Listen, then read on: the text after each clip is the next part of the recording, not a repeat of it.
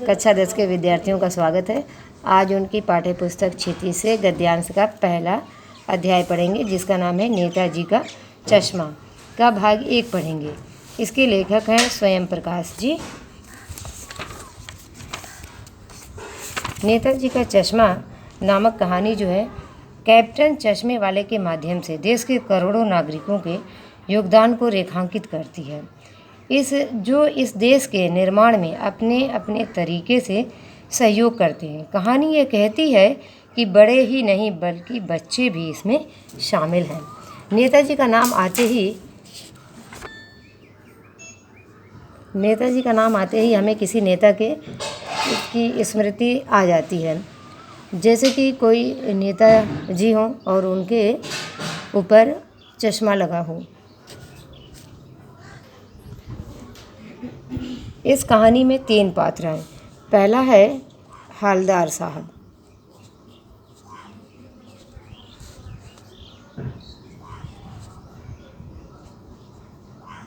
और दूसरा है पात्र पान वाला,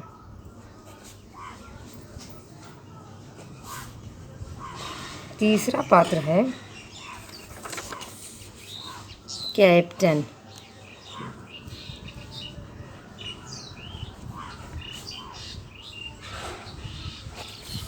इस कहानी में 3 पात्र हैं, जिसमें है हवलदार साहब को हर 15वें दिन कंपनी के काम के सिलसिले में उस कस्बे से गुजरना पड़ता था। अब इसमें ये जानना है कि कस्बा क्या है। कस्बा जो है नहीं कोई गांव है, गांव से बड़ा होता है, शहर से छोटा, उसे हम कस्बा कहते हैं। कस्बा बहुत ही बड़ा नहीं था जिसे पक्के मकान कहा जा सके। वैसे कुछ ही मकान और जिसे बाज़ार कहा जा सके, वैसा ही एक बाज़ार। कस्बे में एक लड़कों का स्कूल, एक लड़कियों का स्कूल, एक सीमेंट का छोटा सा कारखाना, 2 ओपन एयर सिनेमा घर और एक नगर पालिका थी। जो नगर पालिका कुछ कुछ कार्य करती रहती थी। कोई सड़क पक्की करवा दी, तो कभी कोई पेशाब घर बनवा दिया, कबूतरों की छतरी लगवा दी, कभी सम्मेलन करवा दिया।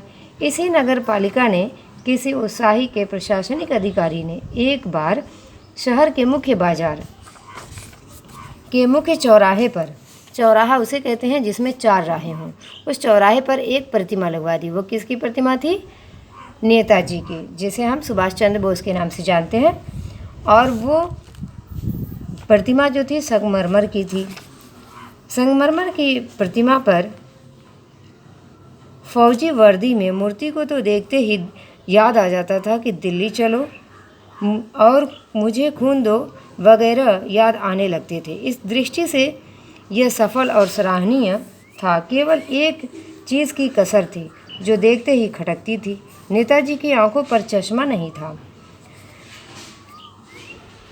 लेकिन संगमरमर का नहीं था। एक सामान्य और सचमुच चश्मे का चौड़ा काला फ्रेम मूर्ति को पहना दिया गया था। हवलदार साहब जब पहली बार इस कस्बे से गुजरे और चौराहे पर पान खाने रुके, तभी उन्होंने इसे लक्षित किया, यानी इसको ध्यान से देखा, अपने लक्ष्य में रखा। उनके चेहरे पर एक कौतुक भरी मुस्कान फैल गई। वाह भाई, यह आइडिया भी ठीक है। मूर्ति पत्थर की है लेकिन चश्मा रियल का। दूसरी बार जब हवलदार साहब उधर से गुजरे तो उन्हें मूर्ति में कुछ अंतर दिखाई दिया। ध्यान से देखा तो पाया चश्मा दूसरा है। पहले मोटे फ्रेम वाला चौकोर चश्मा था, अब तार के फ्रेम वाला गोल चश्मा है। हवलदार साहब का कौतुक और भी बढ़ गया। वाह भाई, क्या आइडिया है। मूर्ति कपड़े नहीं बदल सकती, लेकिन चश्मा तो बदल ही सकती है। तीसरी बार नया चश्मा। हवलदार साहब की आदत पड़ गई हर बार कस्बे से गुजरते समय चौराहे पे रुकना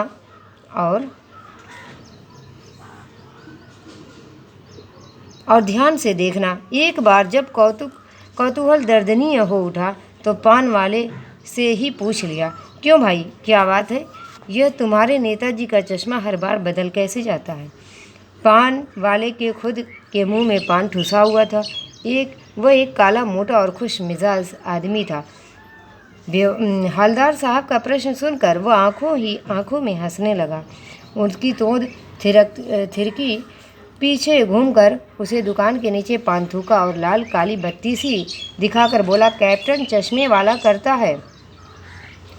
हवलदार साहब अब भी नहीं समझ पाए।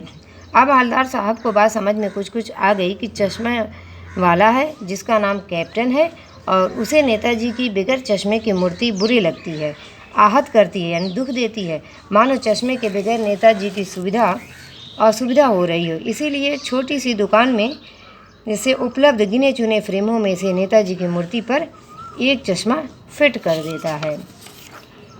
चश्मे वाला मूर्ति पर लगा फ्रेम संभवतः नेताजी से क्षमा मांगते हुए लाकर ग्राहक को दे देता है और वहाँ पर दूसरा चश्मा लगा देता है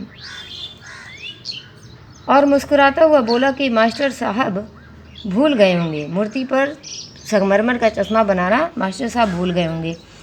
पान वाले के लिए यह एक मज़ेदार बात थी, लेकिन हवलदार साहब के लिए चकित और द्रवित यानी दुख देने वाली बात थी। यानी वह ठीक ही सोच रहे थे कि मूर्ति के नीचे लिखा मूर्तिकार मास्टर मोतीलाल वाकई कस्बे का अध्यापक था। बेचारे ने महीने भर में मूर्ति बनाकर पटक देने का वादा कर दिया होगा, बना भी ली होगी, लेकिन पत्थर में पारदर्शी चश्मा कैसे बनाया जाए, कांच वाला यह तय नहीं कर पाया होगा, या कोशिश की होगी असफल रहा होगा, या बनाते बनाते कुछ और बारीकी के चक्कर में चश्मा टूट गया होगा, या पत्थर का चश्मा अलग से बनाकर फिट किया होगा और वह निकल गया होगा।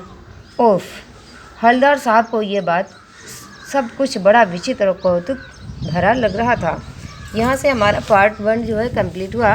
अब हम कल जो है पार्ट 2 पढ़ेंगे। धन्यवाद।